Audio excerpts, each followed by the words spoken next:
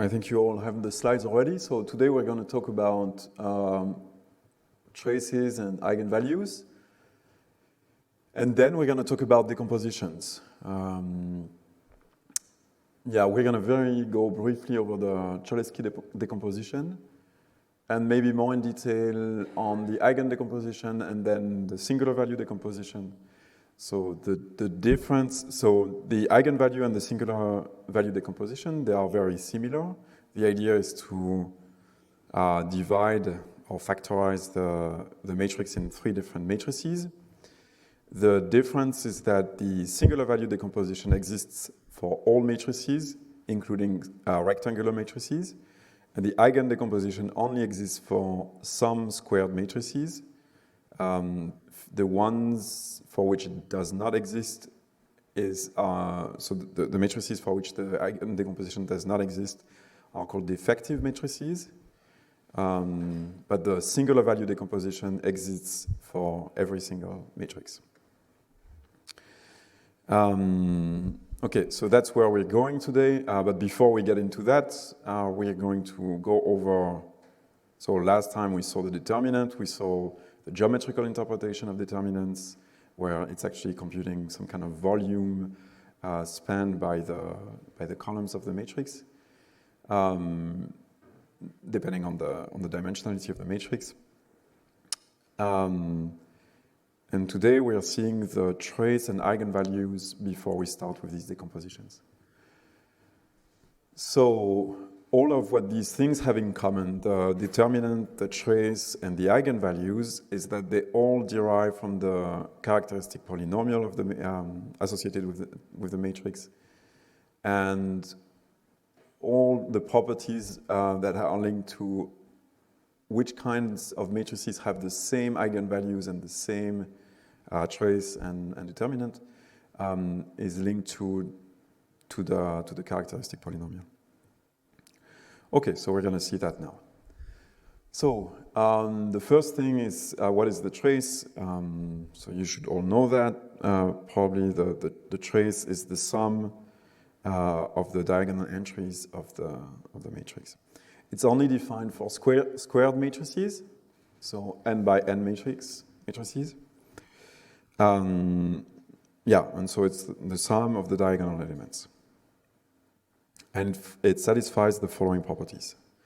So first, the trace of the sum of 2 matrices, so element-wise sum, is of course the trace of the first one plus the trace of the second one. It's kind of like a linearity property.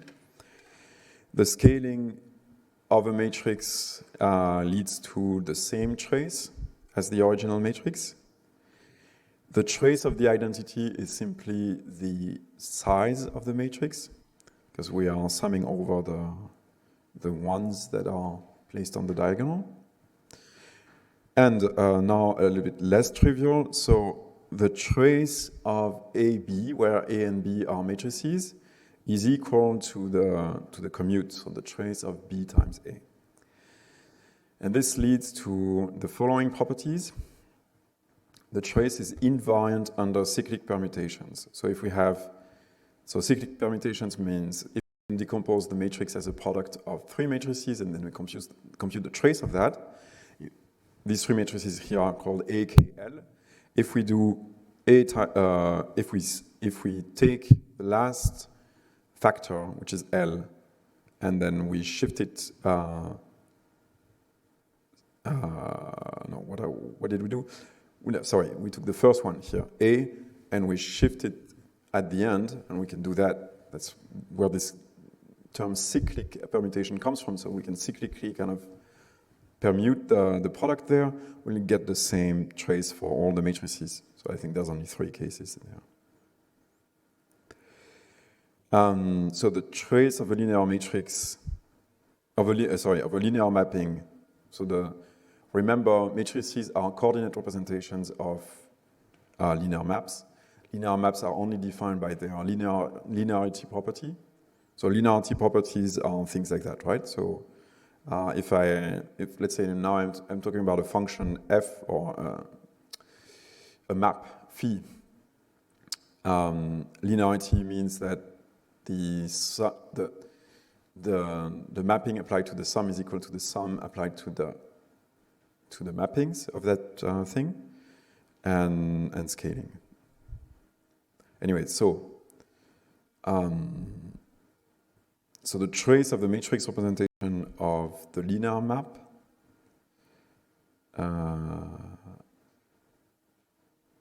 that's all that it means. So it's actually a definition here. The trace of a linear mapping is the trace of the matrix, which is the coordinate representation of the linear map.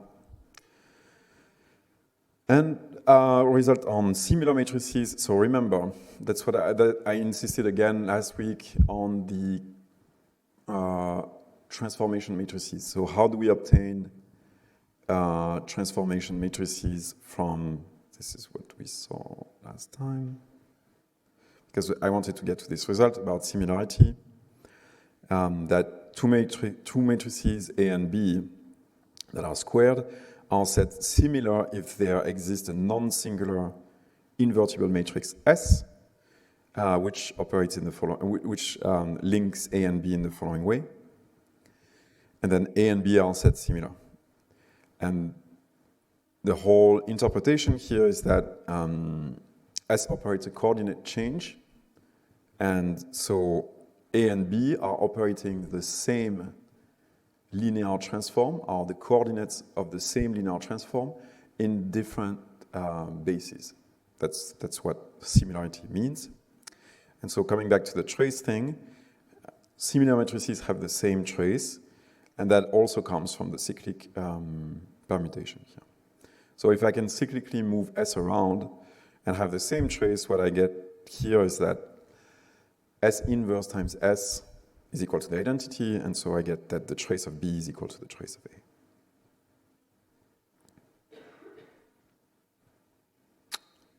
Okay, everything clear? This is mostly easy things here, definitions. So now, eigenvalues and eigenvectors. So if you consider the squared matrix A,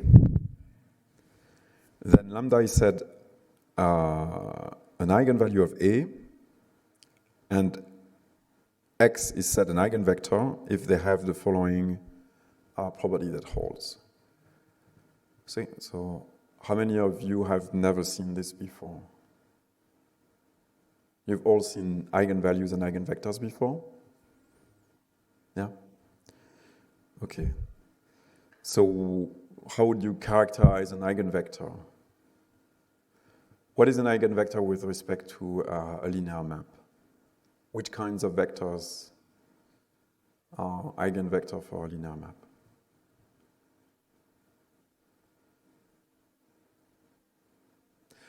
How do eigenvectors change under a linear map? If X is an eigenvector of A, how do they change under the linear map compared to other vectors?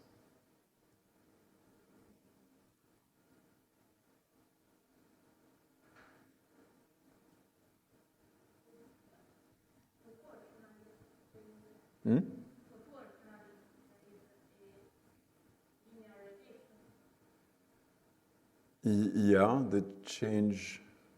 Yeah, so they end up just being scaled. So other vectors might be transformed in some linear way. This is a linear map, so they change vectors in linear ways. But the eigenvectors are only scaled, so it's only the magnitude of the vector that changes.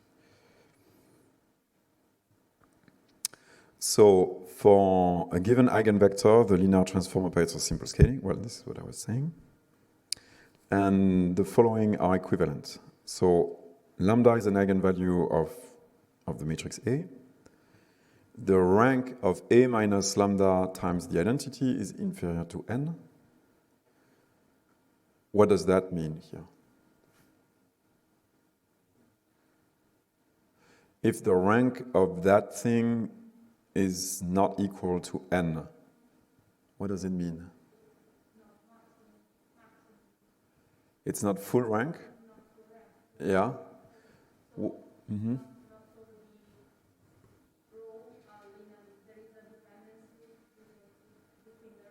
Yeah. And what about the determinant of that thing? 0. Yeah. Or another way to say it, with respect to singularity.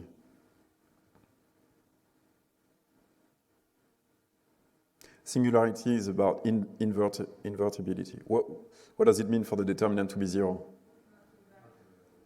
Okay. Okay, so as I said, what we're going to see before we start talking about the decompositions is that everything boils down to the characteristic polynomial in terms of trace, in terms of determinant and eigenvalues. So, yeah, so the characteristic polynomial is the following: is the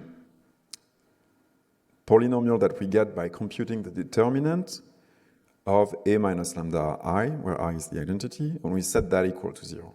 This is how we define the characteristic polynomial. Oh, sorry. No, the characteristic polynomial is this, and this is just setting the characteristic polynomial to 0. So eigenvectors are not unique for a given eigenvector. So why are they not unique?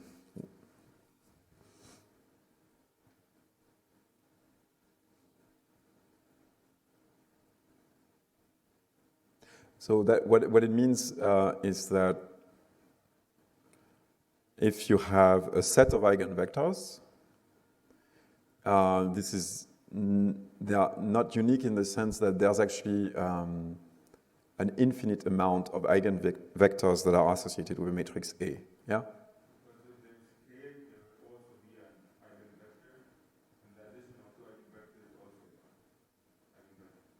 Yeah.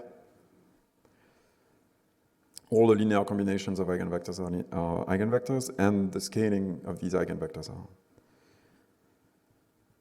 So any scaling of the eigenvector x, so if x is an eigenvector here, is an eigenvector of A, that's what you were saying.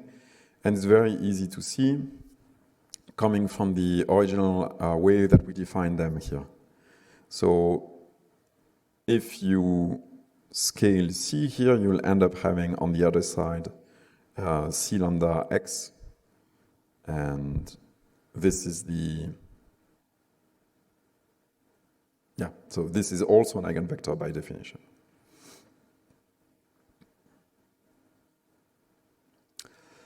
Okay, so eigenspace and eigenspectrum. So this is coming to the idea that the eigenvectors are not unique. So what we are usually interested in, or the object of interest, is actually the eigenspace or spectrum. So the collection of all possible eigenvectors. So for a square matrix A, the set of eigenvectors associated with the eigenvalues span a subspace of Rn, and this subspace is going to be called the eigenspace of the matrix A. So this eigenspace is the null space of A minus lambda I, and here is how it goes. So we first state our definition for eigenvectors. So eigenvector, this is exactly what, so the question that I was, so how do we define eigenvectors is by saying that under the transformation operated by A, the eigenvectors operate a linear scaling. So this is actually the definition of eigenvectors here. So it's all the vectors that satisfy this equation will be eigenvectors. So we can shift the right-hand side from the equation to the left side, and then we factorize by x, and we already have it there, right? So the solution of that equation on the left side is the null space of the linear operator that we have here. So this is just stating that. And so that's our definition for the eigenspace. And the set of all eigenvalues is called the eigenspectrum of A. So we have the eigenspace, which is the space of eigenvectors. So this is what we are saying. All linear combination of eigenvectors are also linear eigenvectors. And so they all form a vector space, E lambda. And the set of all eigenvalues is called the eigenspectrum. And yeah, so A and A transpose possess the same eigenvalues, but not necessarily the same eigenvectors. And then again, so this is, stemming, as I said, from the characteristic polynomial, but all similar matrices have the same eigenvalues.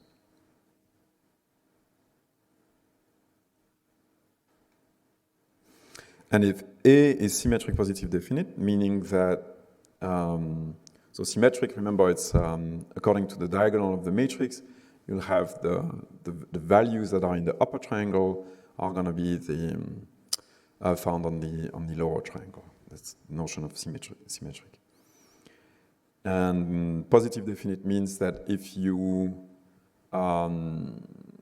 compute the associated inner product with this matrix, all the inner products will be positive. Well, so the eigenvalues in this case are all going to be real and positive.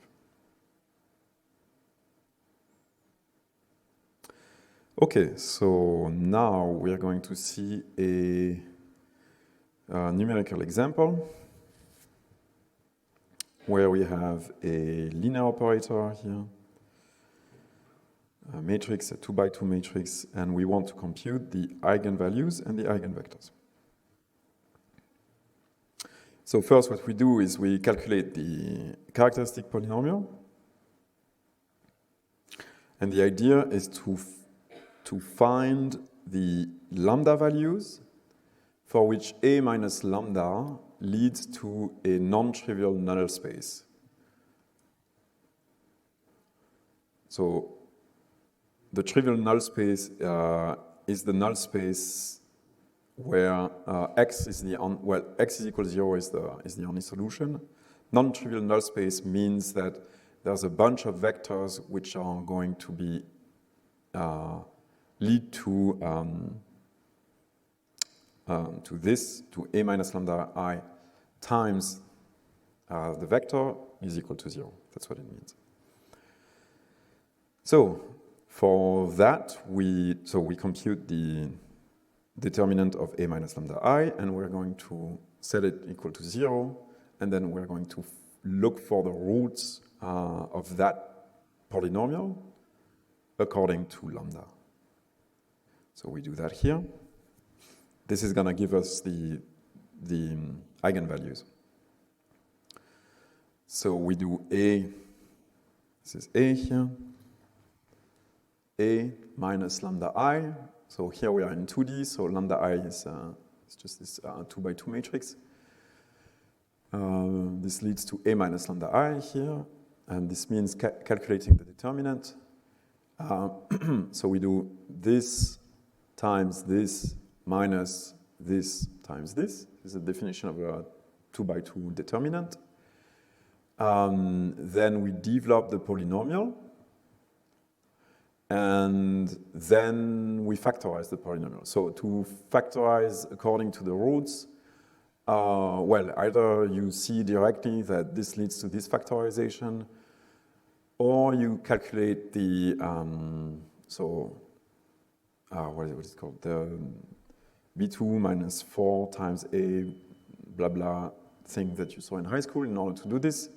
And then, so you get that this second order polynomial has two roots that are 2 and 5, and which means that the polynomial can be factorized in this way. So the two roots of the polynomial are the eigenvalues, or are two eigenvalues of the matrix A. Okay? So what I put in the notes here is that if we have an invertible matrix, so A belongs to the group of linear, to the linear group, yeah, means that A is invertible. So if we have A times X equal to 0, you can see that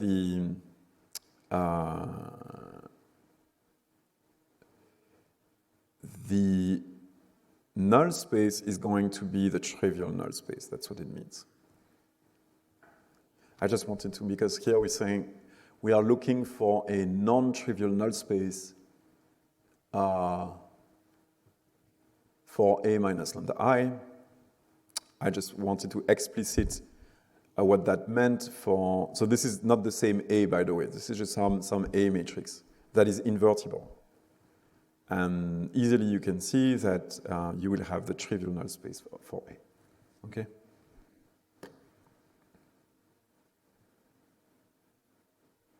All clear here? Any questions?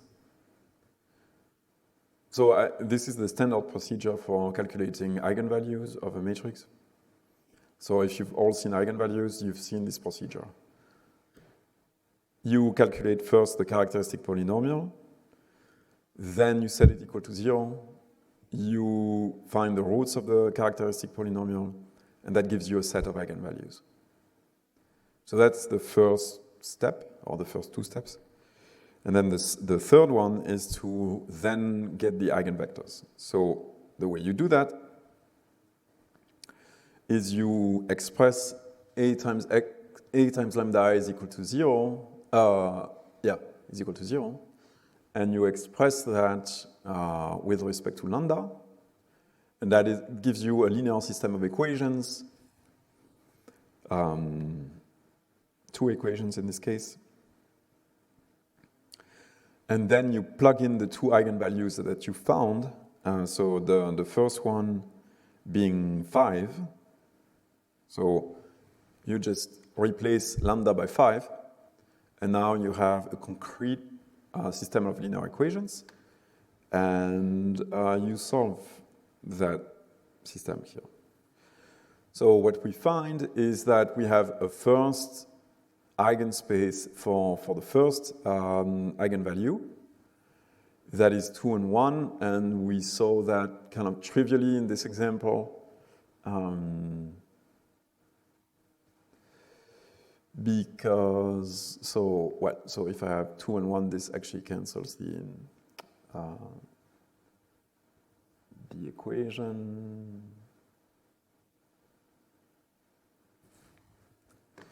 So what the x1 is equal to 2 and x2 is equal to 1, what they do is that they scale the columns and they add them together, right? So you have 2 times minus 1 and 2 times 1. This will give you the first vector, and then the second vector will be 2 and minus 1, because they are scaled by 1, and this cancels the thing. So you can kind of see that trivially here.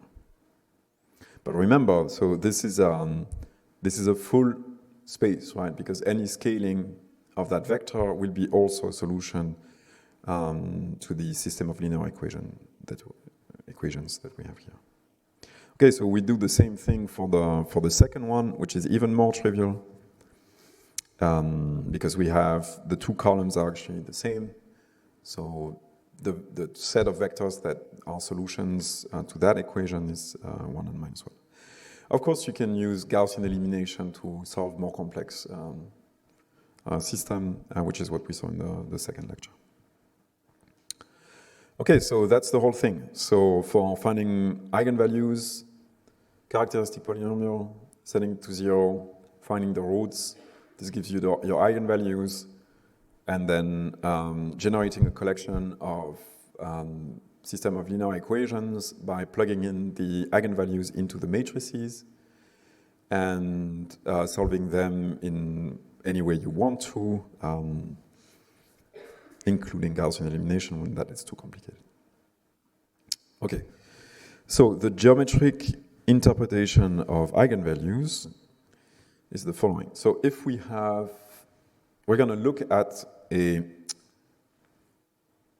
square here, and we're going to apply the transformation and then see what the eigenvalues are in different cases. First case, we have a matrix which is a diagonal matrix and has 1/2 here and 2 here, and these are the eigenvalues. So what we see, and the determinant is equal to 1. So what we see is that on one dimension we are stretching, which is this 2 here, and on the other dimension we are squeezing, which is this 0.5 here. And the determinant is actually how much of the original volume or area are we finding in the image, which is 1, so we are actually constant in terms of area. Second example is a little bit more tricky because we don't have a diagonal matrix.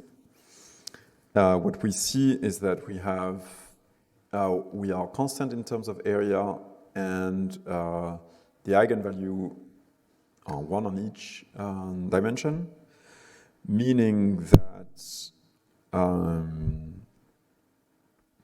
that we keep the same scaling on each dimension.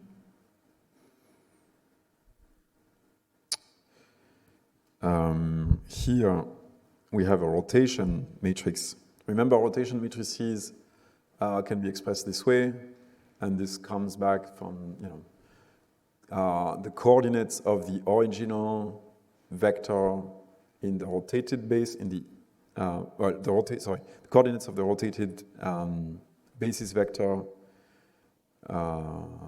in the original base for rotation matrices.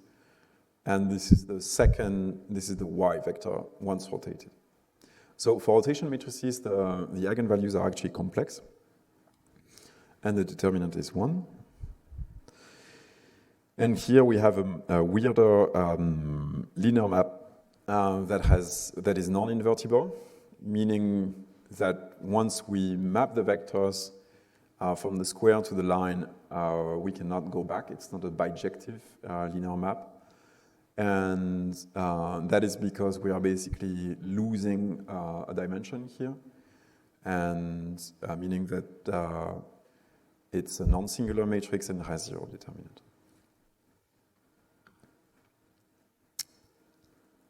Okay. So that leads us to the spectral theorem. And this is linked to the Eigen Decomposition. Actually, the spectral theorems are a collection of theorems that are linked to linear operator, but they are not necessarily linked to matrices, because they can also be linear operators in infinite dimensional spaces and so on. Here we're only seeing a part of the spectral theorem which is linked to the matrices. So if we have eigenvectors x1 to xn of a square matrix in Rn times n, with n distinct eigenvalues that are linearly independent. The square matrix is said defective if it has fewer than n linearly independent eigenvectors.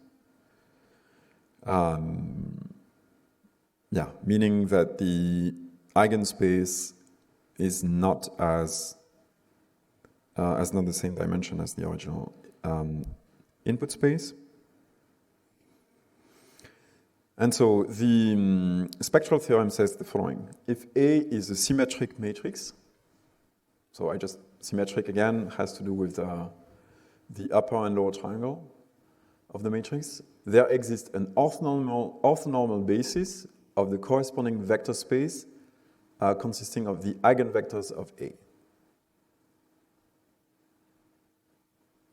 So a squared matrix has to do with a endomorphism, meaning a linear map that maps from one vector space to the same vector space. Okay, that's why here we are talking about the corresponding vector space, because we are implicitly viewing the squared matrix as the coordinates of a linear transform of an endomorphism, so a linear transform from one vector space to itself.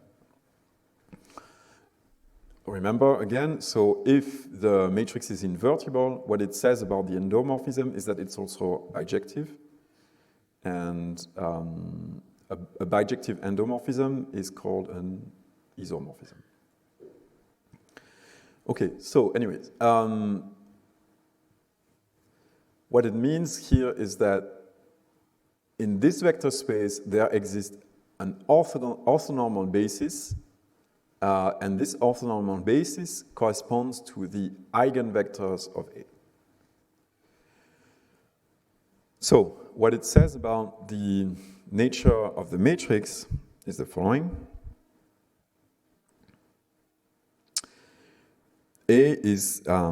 When A is symmetric, the Eigen Decomposition, which we haven't defined so far, but we'll see shortly, has the following form. We have a matrix, which is an orthogonal matrix, and then we have a diagonal matrix, and then the transpose of that orthogonal matrix. So here we are talking about squared matrices of real coefficients, and we are not talking so much about, at all about complex coefficients in this lecture.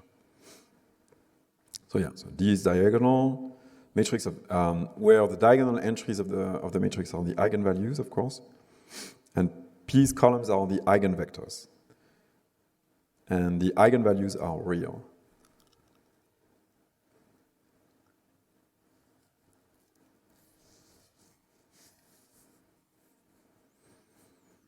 Mm-hmm.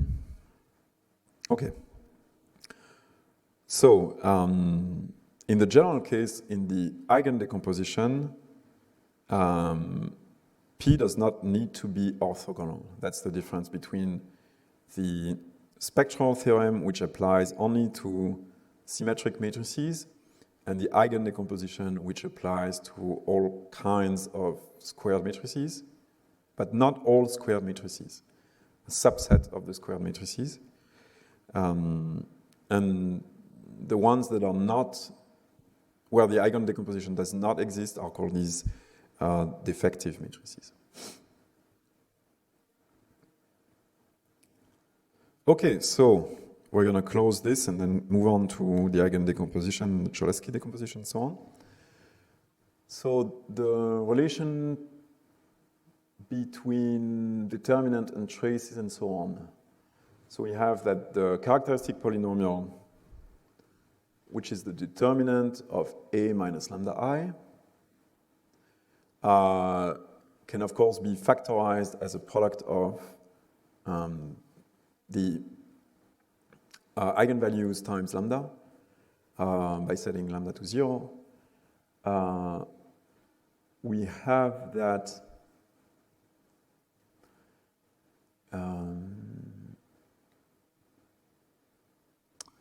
the determinant of A is equal to the product of the eigenvalues.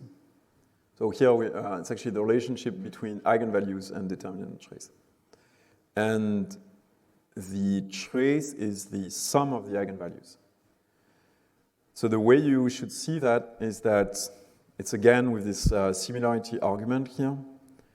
We said that similar matrices have the same eigenvalues and similar matrices have the same trace.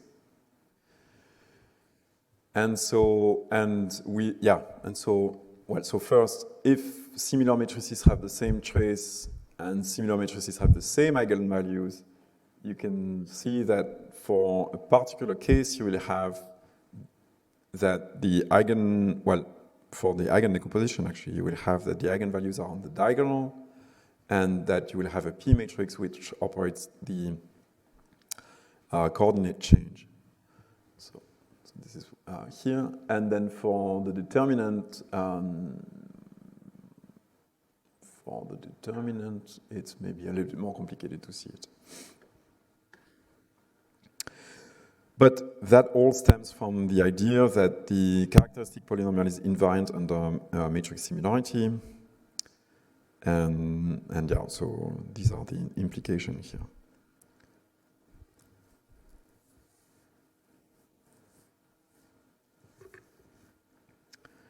Okay, any questions so far?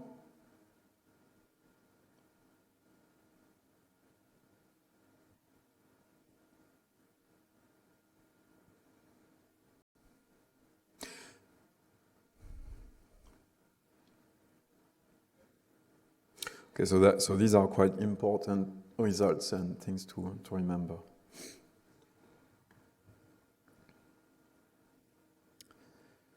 Okay, so we're going to move on to decompositions. So the first thing is that any symmetric positive definite matrix, so well, it's already quite a lower class than all rectangular matrices. So we're talking about squared matrices, and they have to be symmetric, positive, definite. But all these matrices can be decomposed using the Cholesky decomposition. By the way, so when we are going to talk about vector calculus, and we're going to talk about the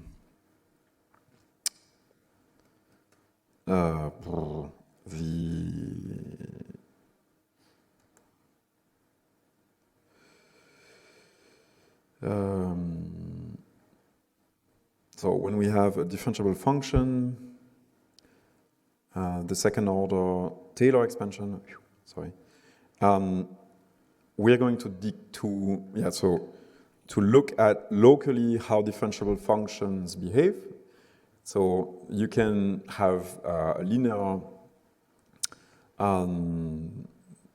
So if you look locally at a point on a differentiable function, you can approximate the function by just a plane or hyperplane. It's actually an affine space.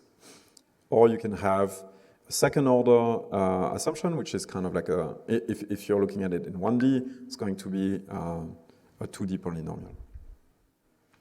Well, when we do that in vector calculus, what we're going to see is something called the Heisen Matrix, which is the second order part of that approximation, local approximation.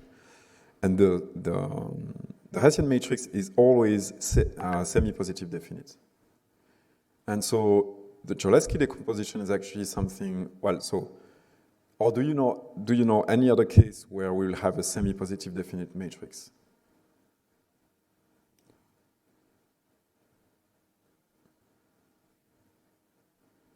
So the Heisen matrix is always, or most of the time, symmetric positive definite.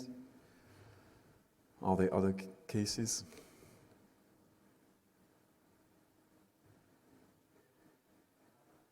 Think about, for example, in probabilities, in statistics.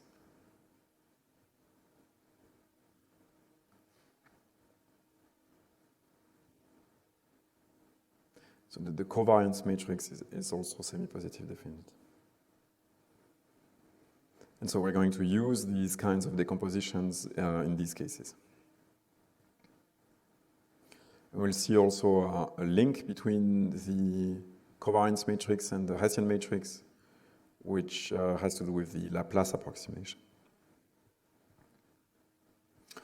Anyway, so the idea of the Cholesky decomposition is that you can find a lower triangular matrix L, and the decomposition is such that L times L transpose is equal to the original matrix. And that's it. That's just the definition of it. And then, given that definition here that we have, you can identify what the coefficients should be.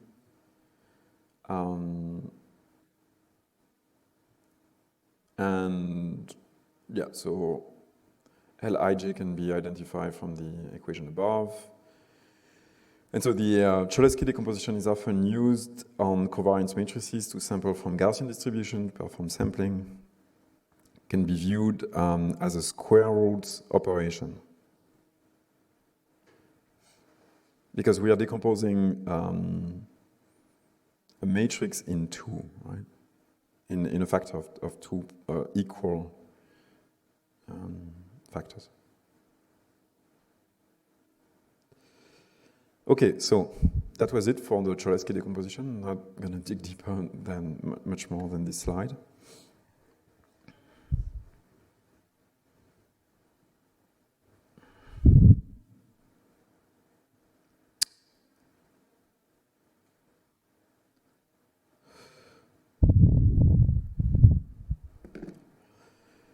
Okay, so now let's talk about diagonalization. So this is coming back to the eigenvalues and so on.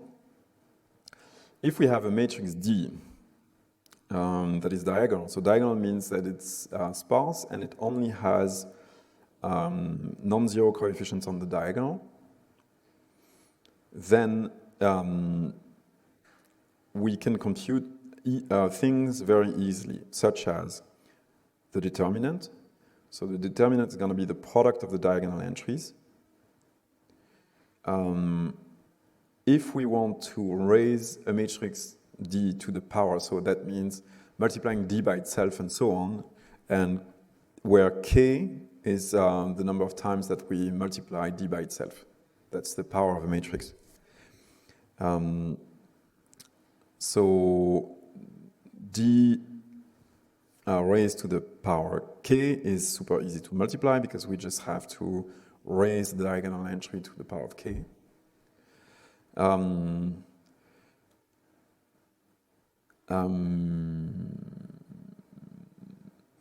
Raising matrix to the power of K, we find a lot when we have to solve differential equations. So that's something that we have to do a lot in engineering for these special cases. And so if we can simplify this operation, then this is great. Inverting the matrix is, of course, super easy as well, because we just have to compute the reciprocal of the diagonal entries. Okay, so that's just the motivation why we would want to diagonalize a matrix. So the theorem, the diagonalization theorem is the following. Any squared matrix is said diagonalizable if it is similar to a diagonal, and maybe that's more like a definition actually. It's similar to a diagonal matrix, meaning that if there exists an invertible matrix S, such that D is equal to S invert times A times S. So we've seen a lot of these arguments with similarity so far. Yeah. So what this implicitly says, so S is a change of coordinates, is that in some basis, the linear operation is actually only operating a scaling per dimension. This is what it's saying. Yeah. Okay, so now coming to the Eigen Decomposition. So we're going to see a little derivation here. So we are given a matrix A that is squared and a set of vectors P1 to Pn and a set of scalars lambda 1 to lambda n. And we set the vectors, the set of vectors P1 to Pn in a matrix where they form the columns of the matrix. And D is a diagonal matrix with entry composed of the scalars lambda 1 to lambda n. Now, if the following holds, that is that A times P, times the matrix P where these vectors are the columns of the matrix, is equal to P times D, where D is a diagonal matrix with some random entries here, then, so this is just expliciting these two matrices here, AP and PD. We have the following system of equations. So AP1 is equal to lambda 1 times P1, and so on. Meaning that PIs are the null space of A minus lambda I. So lambda I are the entries on this set here. meaning that the matrix A is diagonalizable.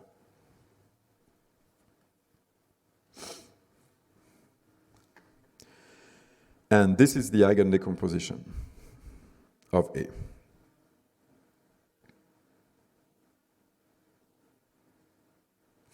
So diagonalizing a matrix in this way to express the same linear mapping in different bases consisting of the eigenvectors. So again, first, this only applies to squared matrices, super important fact to remember that. Second, it does not apply to all squared matrices. For some of them, it doesn't work. And third, what the spectral theorem tells us is that for some subset of the matrices for which the Eigen Decomposition exists, we are going to have an orthogonal basis, meaning that the P that we have here, the P inverse is going to be a P transpose. Okay, so that's the Eigen Decomposition. Means that we can decompose a matrix A as the product of a matrix P and a matrix D, where P is operating simply a basis change, and that basis change is the defined by the eigenvectors. So it's where the bases are the eigenvectors.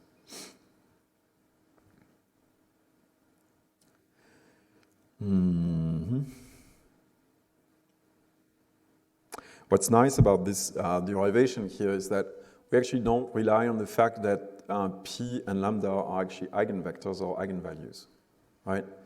So we can always write the thing like that and then eventually arrive here. It's just by saying that here the PI's have to be the null space of the A minus lambda I that says that, okay, so then PI's are eigenvectors and lambda I's are eigenvalues.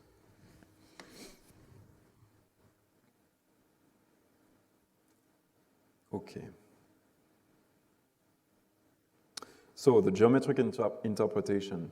Note, so that the geometric interpretation that we have here is going to be the same or very, very close to what we have for the singular value decomposition, even though it's not the same thing.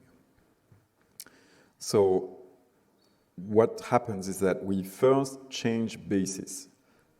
The new base is going to be the eigenvectors.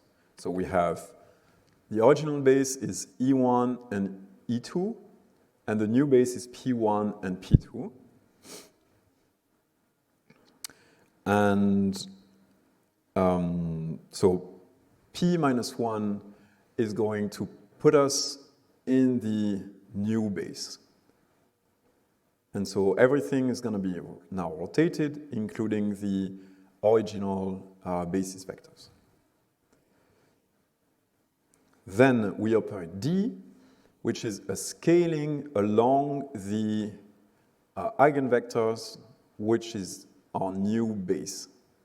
So we scale around here.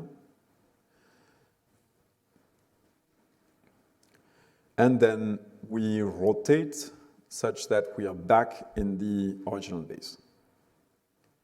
And now we have defined, so the transformation from the circle to the ellipse here is what A actually does.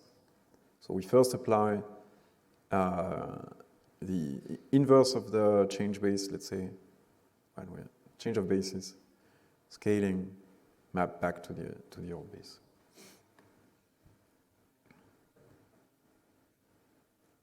Is it clear?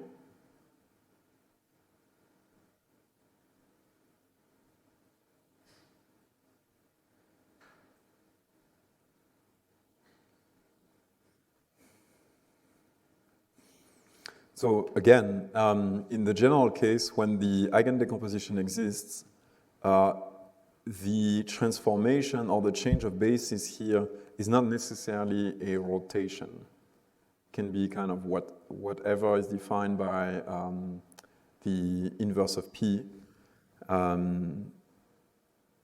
Here it turns out that it's just for the sake of drawing something that is coherent. We have an orthogonal matrix, but it doesn't have to be. That's actually a special case when, or like for instance, when the matrix is positive, is symmetric, sorry. When the matrix A is symmetric.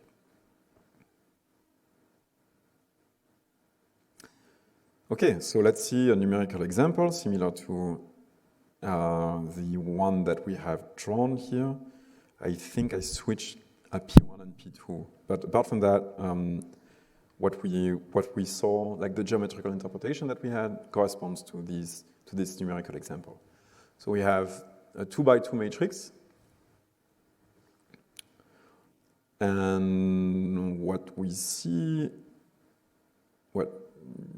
so the columns, the column vectors are orthogonal to each other. No, maybe, I don't know, doesn't matter. So first what we do, we compute the eigenvalues and eigenvectors, following the procedure that we used before. So we compute the determinant of A minus lambda I, we set it to 0, we factorize it by whatever procedure we want.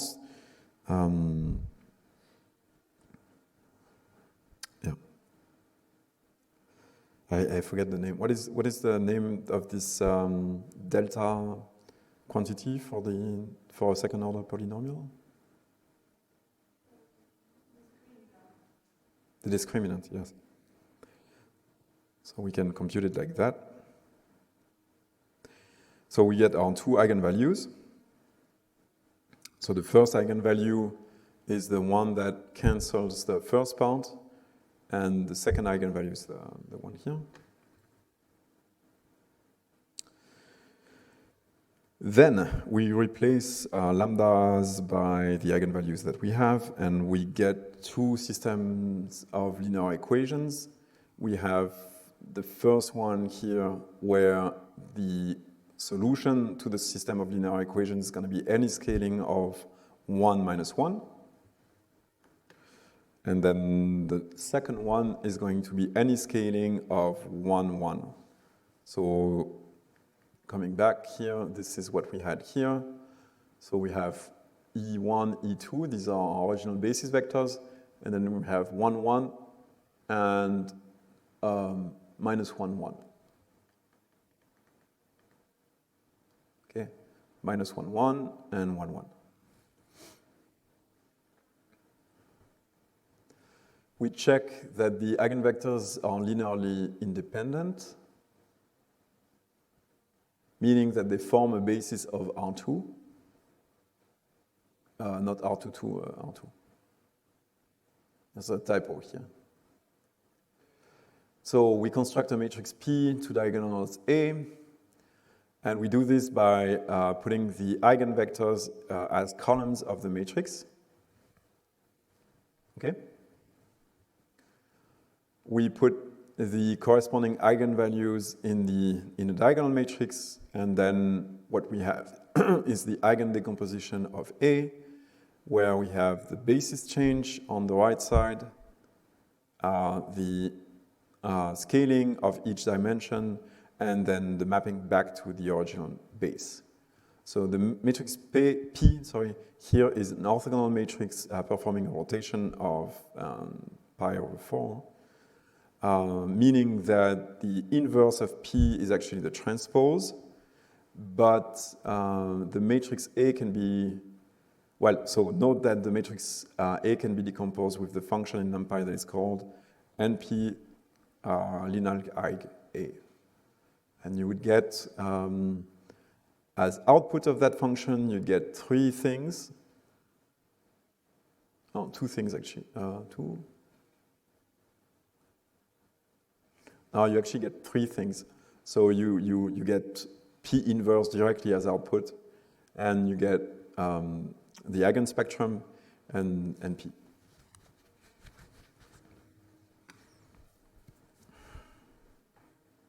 Because so the thing is that in the general case, this is not P inverse. When the coefficients are complex, this is not P inverse.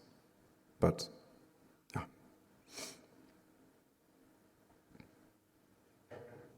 So that's it for the Eigen Decomposition. Any questions here? Or remarks, or apart from the typo? Okay.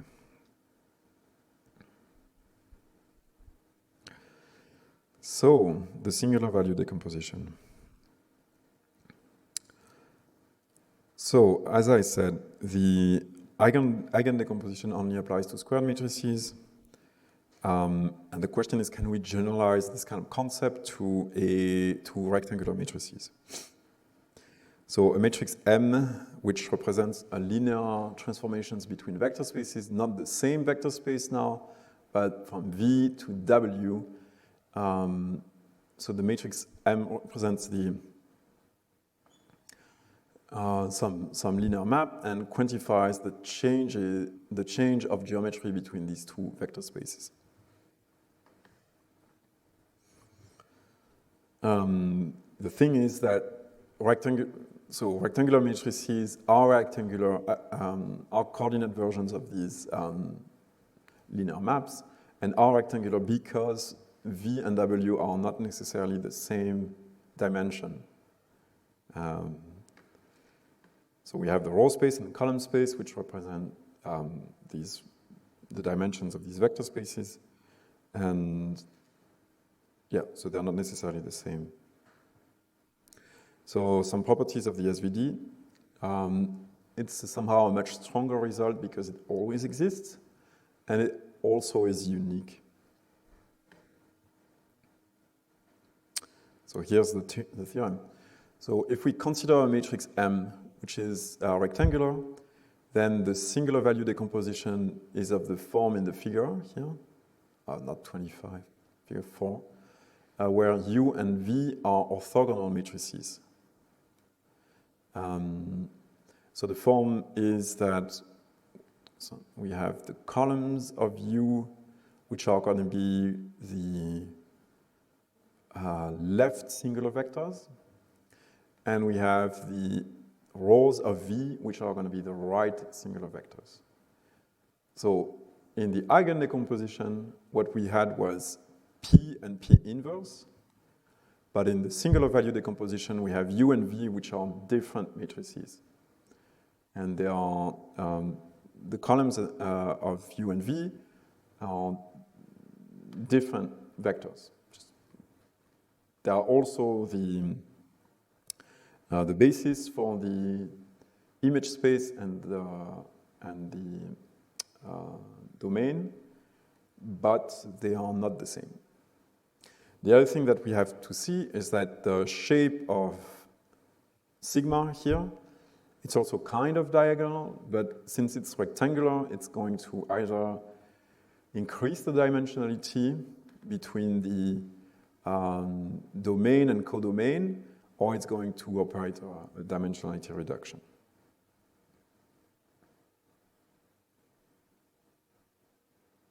So what you have here, this is from Wikipedia.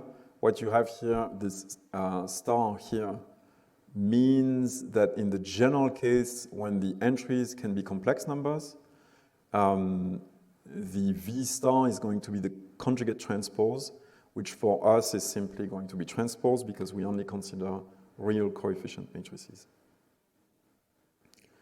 All right, so the SVD. The singular value decomposition of a matrix that we will call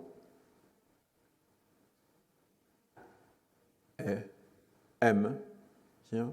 I don't know what that is. Yeah, some kind of typo here. Decomposes M in two orthogonal squared matrices, so U and V, and a rectangular matrix sigma of size M times N. So these two squared matrices have the size of the column space for U, and then for V, the size of the row space. And a rectangular matrix, the rectangular matrix M, so this is, yeah, the size of, did I get that right? Yeah, so the size of sigma is equal to the size of M. So this should be M here. And, okay, so what I was saying, so sigma is not a diagonal matrix anymore, unless we are in the case of a squared matrix. And so either M is bigger than N, and then what we have is that we have all this part here that is 0, and what sigma operates is a dimensionality augmentation, or M is lower than N, and the dimensionality, this part here of the matrix is 0, and what what sigma operates is a dimensionality reduction. So where, so if that's the shape of our matrix, what happens is that we are basically having a domain space which is of higher dimension than our image space, and then this is the reverse. So we have our domain here, it is of lower dimension than our image space. So the geometric interpretation is somewhat similar. So if we have M that operates U sigma V transpose, so in one case we go directly from M to the transformed shape. And then here we have that we first operate some kind of rotation, then scaling along the singular vectors, and then another rotation to be in the image space. So the difference from what we were seeing before in terms of eigenvalues, which is not depicted here, is that what we would have is that we might have here a planar rotation, but then some scaling and augmentation in maybe 3 dimensions. And at this point, the vectors are still lying in the xy plane, but in R3. So what you could imagine is that you first rotate the vectors, and then you augment the dimensionality, and then rotate these vectors in 3D. And the image space is in 3D. So the matrix M is decomposed in 3 linear transforms. First, V transpose, which operates a coordinate change in the domain. Sigma, scaling and dimensionality reduction or augmentation, depending on the case. U, a coordinate change in the codomain. And here's a numerical example. So we have our orthogonal matrix here that operates that rotation here.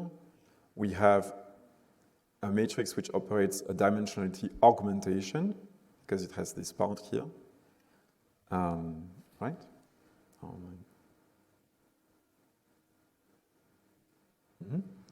So we are in this case.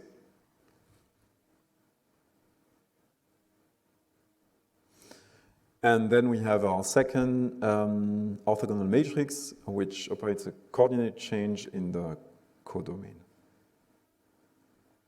And this is like this example here that we have. We first rotate the vectors, then we scale only 2 dimensions, and then we rotate the entire kind of flat thing, but in 3D.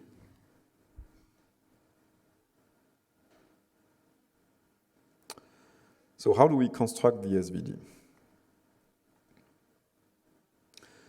Okay, so now we are going to do one of the only complex proofs in the entire lecture series. And I think it's important that you guys remember it and kind of have an idea of how it works, because it ties everything together. So what we're going to do is prove that the SVD always exists. The way that we're going to do this is that we're going to base ourselves on the spectral theorem. Remember that the spectral theorem is that the existence of the Eigen Decomposition for any symmetric matrix, and where the decomposition leads to an orthogonal basis for that operator. So we're going to construct an orthogonal basis, orthonormal basis for the domain. We're going to construct an orthonormal basis for the codomain. And then we're going to connect and require that orthogonality of V is preserved under the transformation of the matrix M. So, first thing, we have a matrix M, which is a generic rectangular matrix for which we want to prove that the SVD exists. The way we start is that we construct a symmetric matrix based on this rectangular matrix, which is by doing M transpose M.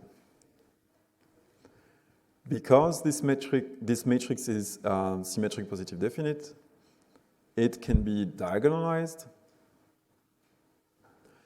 and the Eigen Decomposition exists where the basis for formed by the Eigenvectors is orthonormal.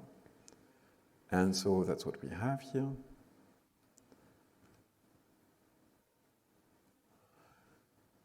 So now we suppose that the singular value decomposition exists. And so we have N transpose times M is equal to that, which leads to the following. We can, just by applying some matrix algebra, shift things around inside. So U sigma V transpose is equal to V sigma transpose times U transpose. So it's this rule, you know, that A times B transpose is equal to B transpose times A, right? And we apply that twice, I think. So that's what we have here. And because U is orthogonal, then U transpose U is equal to the identity.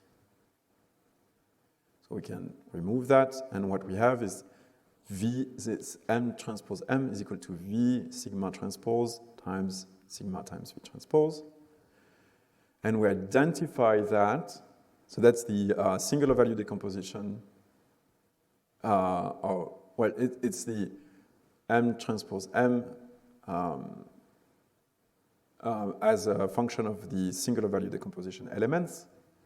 And what you see is that the orthogonal basis, orthogonal vectors associated with the image, so the U vectors, the left singular vectors, have been removed, and we can identify the elements to the Eigen Decomposition, which we know exists by the spectral theorem. So what we have here is that the matrix P is actually equal to the matrix of eigenvectors, and the singular values are equal to the square root of the eigenvalues. These are the singular values, the squared singular values, and these are the eigenvalues. Now, we perform exactly the same thing, but for M times M transpose, which is also symmetric. And we suppose similarly that the Eigen decomposition exists. Using the same matrix algebra, we are going to remove V transpose V. And we're going to identify the elements of the singular value decomposition to the elements of the Eigen decomposition in a similar way. And so we have that U is equal to S here, where S are the eigenvectors of M times M transpose. So the last step is, of course, the most complicated step. So now we have identified that there exists an orthogonal basis for the image space and for the domain space.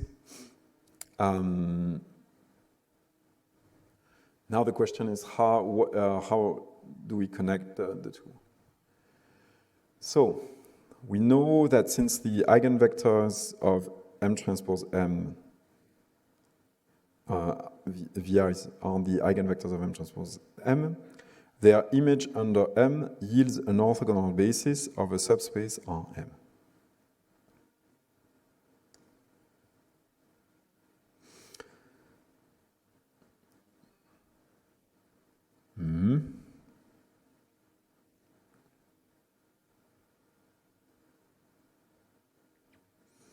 So, because V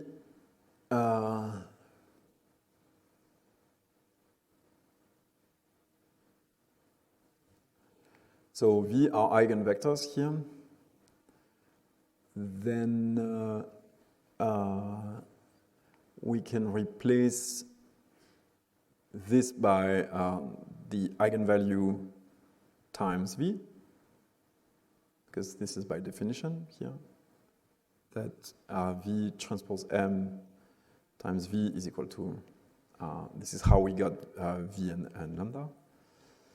And so what we have is that the eigenvectors are orthogonal.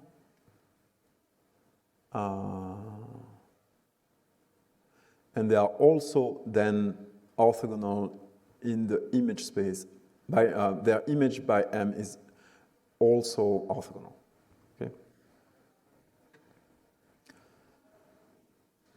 Is it clear here? What we just want to say is that the image of V by the linear transform M is orthogonal vectors.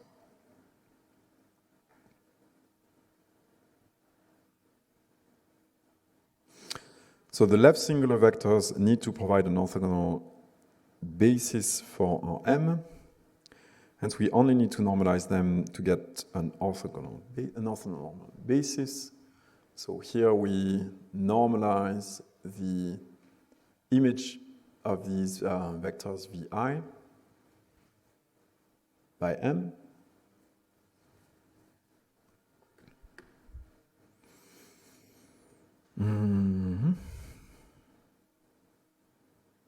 And we do this by scaling them by the corresponding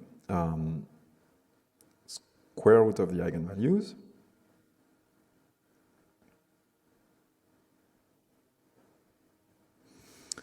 Because this here, remember, is the scaling of V by definition. No.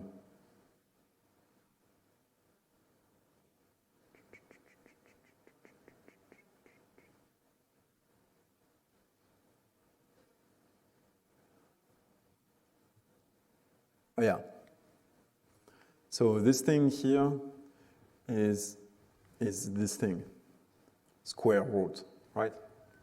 We're talking about the norm. So the norm is the square root of the dot product of whatever is inside. Okay? And then this leads to the singular value equation, the following singular value equation, which is that the left singular vectors times the matrix M are equal to the singular values times the right singular vectors. Okay.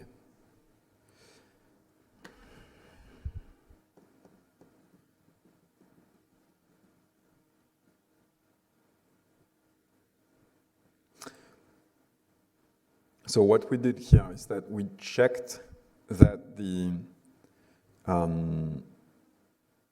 mapped right. Oh wait, so which one are the right and left?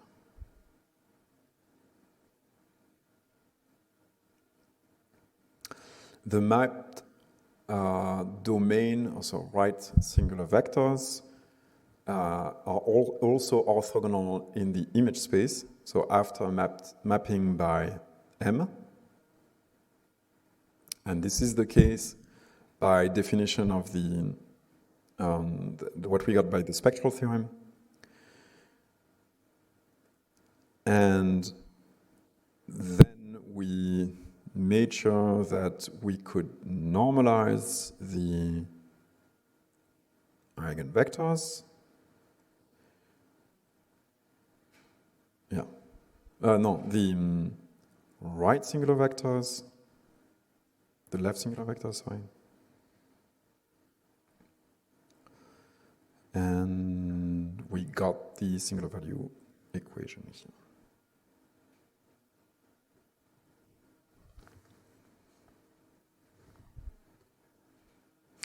Okay, so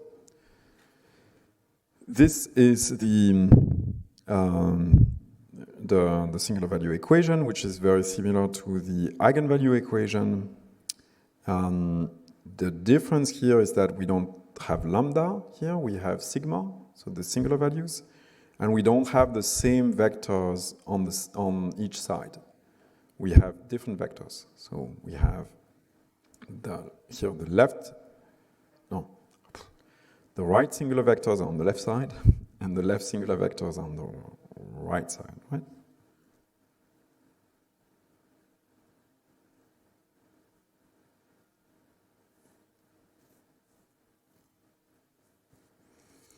I'm confused about what the right and the left singular vectors are.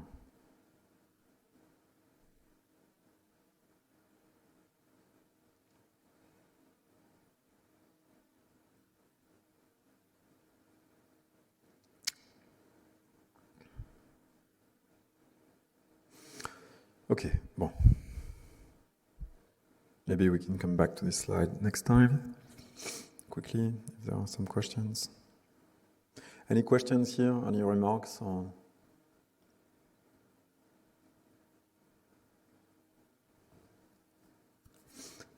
So, I mean, globally what we did is to make sure that we could have, that the singular value decomposition had an orthonormal basis for the image and or for the domain and codomain space. And then here we kind of link everything together by making sure that the bases are orthonormal. Again, I guess. Okay, so both decompositions perform a change of basis in the domain, have independent scaling of each new basis vector and mapping from the domain to the codomain, and have a change of basis in the codomain. The SVD is available for all linear mapping. The basis changes are rotations, and Eigen decompositions are available only for endomorphism, so for squared matrices, and the basis changes are not necessarily rotations. And for symmetric matrices, the Eigen decomposition is actually equal to the Eigen decomposition. So last thing I wanted to show you guys is the matrix approximation. So you can represent images by matrices. So here we have a colored image, but we're only gonna actually consider a grayscale image. So we take this, we make it grayscale, and then we just have a real value matrix. And the idea is that the matrix here, the full rank of the matrix is actually 720 dimensions. And what the SVD allows us to do is to make an approximation of the matrix by only considering the rank for which the for which the singular values are highest. So if I take the 20 highest singular values and then add them together, add the one rank matrix together, I will get this image, which is quite close to the actual full rank matrix. So what you see here are the first singular values ranked by magnitude and the associated rank 1 matrices. So if we take a low rank approximation of the matrix, what we get is that this matrix approximation is only 4.3% of the original data size that was used for the full rank matrix. So how do we do this? The idea is that the SVD tells us that we can decompose a matrix in the following way as a sum of rank 1 matrices. So we have the singular value that multiplies the left singular vector by the right singular vector and performs in an outer product. So remember, so the dot product is would be U transpose V. The outer product is U times V transpose, and it's actually a matrix. So so if I have two vectors and I compute the outer product, I will get a matrix out. And so these AIs here are the outer product between these two vectors, and that's what I represented here. And we have that the matrix AI is equal to UI times VI, and these are called rank 1 matrices. So they are not full rank, just because they are the product of two vectors. So we can obtain rank K approximations by considering the top K singular values, the largest singular values, and this is what this rank 20 matrix is. Okay, so if you want to watch a little bit, have more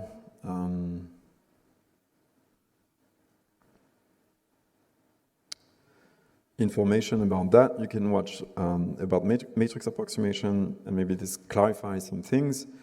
You can watch this video, which is quite cool and explains everything about the SVD.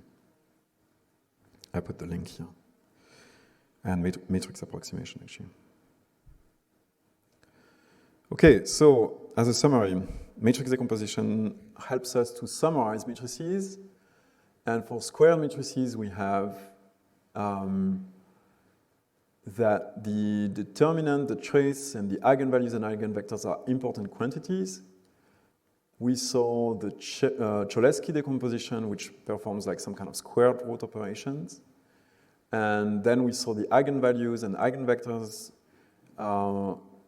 which lead to the Eigen Decomposition, which is decomposing the matrix in, well, two components here, but actually three blocks of matrices. And then we generalize that to the singular value decomposition, which is available for all matrices and operates just as the Eigen Decomposition does, a change basis in the domain, scaling and dimensionality change, and then a change of basis in the codomain. Okay, so this is all I wanted to go over today, and you have an exercise lecture on that this week.